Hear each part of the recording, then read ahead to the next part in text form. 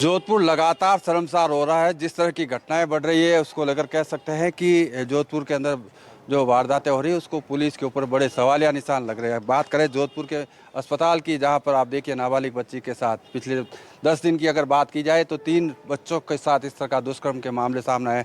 अभी फिलहाल क्या हुआ है ये जानने के लिए हमारे साथ है एसीपी अनिल कुमार जी। सर, किस तरह की घटना सामने आई है और क्या करना है? सर, ये कल सूरसागर एसएचओ ने बताया था कि इस प्रकार की कोई घटना हुई है, तो मैं थाने पहुंचा और वहां पहुंचने के बाद मैं तुरंत जो कार्रवाई एसओपी के तहत की जानी होती है, मेडिकल करवाया जाना, 161 के बयान वगैरह जो होती है वो फटाफट करवाया जाए। और आज सुबह एफएसएल की टीम को बुला करके मौका नक्शा उनके द्वारा भी करवाया गया, हमने भी किया है। और एफएसएल की टीम के अधिकारियों ने जो निर्देशन किया है, मार्गदर्शन किया है कि ये है, आप कलेक्ट कीजिए और जब्त करके उनको हम अभी जब्त करके लेके जा रहे हैं, थाने में जमा कराएंगे, आगे की कार्रवाई जारी है। सर, कब की ये घटना, दुराचार कब हुआ था और कौन लोग थे? क्या आइडेंटिफाई हुआ है या अभी कुछ भी नहीं है?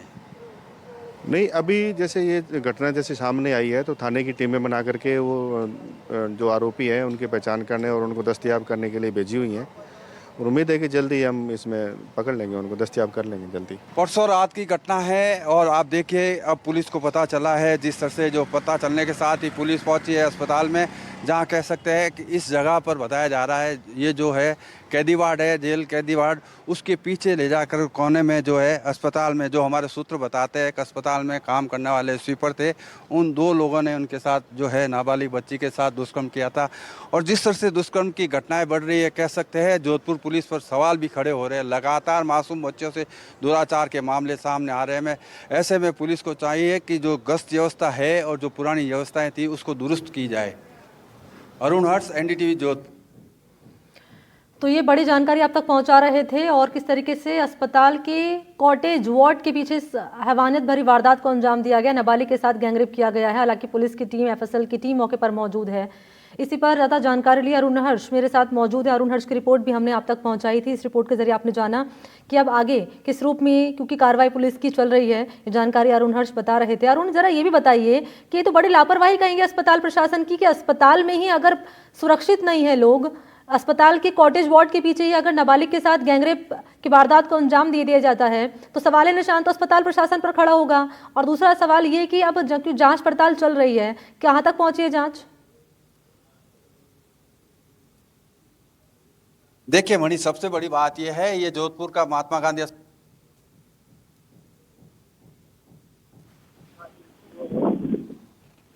कहूंगा, इस जो है उस रूम के अंदर उस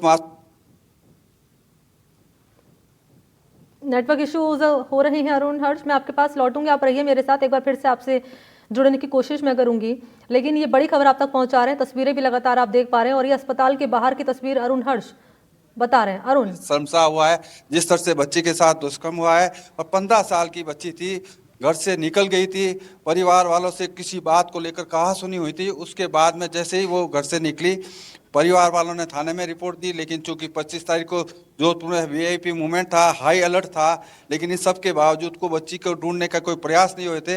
और यही कारण है कि आप देखिए इस कोठड़ी, ये जो है यहाँ पर जो रूम बना हुआ है, उसके अंदर जो है दोनों युवकों ने जिस तरह से है ये दुराचार किया था। और कह सकते हैं कि अब से कुछ देर पहले पुलिस की तमाम टीम यहाँ पहुंची थी। ये वो रूम है जहां पर आप देखिए माजा की बोतल पड़ी है, पानी की बोतल पड़ी है, लेकिन कह सकते हैं, लेकिन अस्पताल सुप्रिटेंडेंट ये कहते हैं कि हम हो जाता है, उसका जिम्मेवार सुप्रिटेंडेंट होता है, लेकिन वो अपनी जिम्मेवारी से बच रहे हैं। और साथ ही साथ जिस तरह से जो है पुलिस के पास जब रिपोर्ट दर्ज हो जाती है, उसके बाद भी पुलिस जो है उस मामले में समय रहते संज्ञान नहीं लेती, तो कह सकते हैं बड़ी ही ये लापरवाही का परिणाम रहा कि जोधपुर में ये दुष्कर्म की घटना हुई है जो 15 साल की बच्ची के साथ हुई है। ठीक है, बहुत शुक्रिया आपका अरुण तमाम जानकारी के लिए।